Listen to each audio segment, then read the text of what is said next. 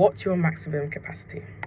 The maximum capacity is either the number, the load, or a weight that something can hold at the threshold of its performance, the threshold of peak performance, or it will lead to a decline in function. I've got two categories, physical or emotional. Let's say, for example, we have this water bottle, maximum capacity of 800 milliliters. If you were now to go above that 800 milliliters, you're going to get a little bit wet. Boundaries. If you overstep someone's boundaries, you risk taking advantage of that individual. If you followed me long enough, you know that I absolutely love my analogies. So we have the analogy of the lift.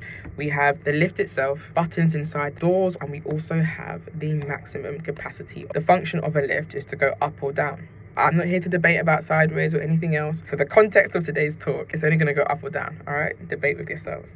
The buttons inside the lift, now they represent a different floor. The same way how when it is that we are maturing, both in the spirit but also emotionally, the higher the number, the more maturation, the more growth. The lower the number, the decline in growth, or in other terms, backsliding. You have the doors, represent a boundary. Now, when those doors close, whatever is outside of those doors cannot go to the next level with you. When the doors remain open, the lift cannot move. Just pin on that, the maximum capacity. What is the maximum load this lift can hold or it malfunctions? How is it that we can use this analogy and transfer it onto our spiritual growth? I am so glad you asked.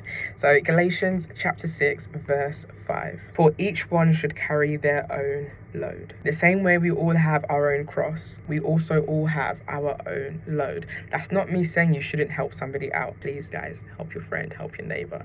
However, help them within your capacity. What can end up happening if we ourselves are unaware of our capacity and we want to help everybody and anybody, when we think we're pouring into other people, just end up bleeding onto them. We are the ones in control of those doors. If the doors are remaining open, i.e. if we are physically and emotionally drained, that we are just remaining stagnant in our growth, that's an indication that our load is too heavy and we need to remove some of that load before we close the door and go to the next level. If we don't recognize that we're the ones in control of the doors, we can end up letting other people influence our doors, right? They influence our growth, the speed, the intensity. You cannot expect somebody to know your maximum capacity if you've not voiced that to them. However, once you have expressed that, it is then their responsibility to respect it. If they choose not to respect it, then that's an indication to yourself that maybe you need to reevaluate where certain people go in your life and whether or not you do life with them. Evaluate your load. Ensure that you are going into the next level of your growth, the next level of your maturation